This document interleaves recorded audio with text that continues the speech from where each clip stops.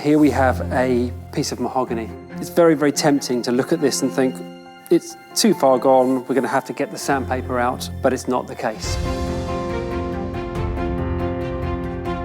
So what I'm going to demonstrate is just with a little bit of methylated spirits, some fine wire wool and some Merlon, which is a nylon abrasive pad.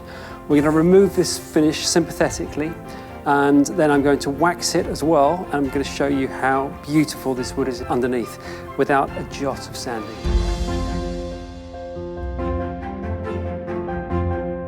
Now this finish I know is a shellac finish, so this is going to slowly start melting that shellac finish. And then I'm going to go over to the Merca. That's just going to break through, but still very, very sympathetic. This mahogany was first imported into the country in 1720, and it was a really, really desirable, fashionable wood at the time. It came over from the Americas. This is Cuban mahogany, the very, very best quality. Go back to my fine wire wool. We're starting to really get this finish removed. And that's it. Now, what I'm going to do is just dry this off. That's dry. If I'd sanded that, that would be very, very rough. Now I'm just going to put a little bit of wax on there to just enhance that colour and bring it up a little bit.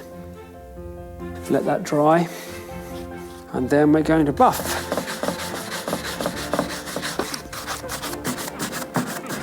And then we get just a clean piece of rag. Normally use a bit of polishing rag, but this is absolutely fine. And there we have it. So within, I'd say, 3 to 5 minutes, we've gone from this, which looks absolutely disastrous, and we think we need to get some harsh chemicals or some sandpaper to remove it, to this beautiful, smooth, waxed finish with nothing damaged whatsoever.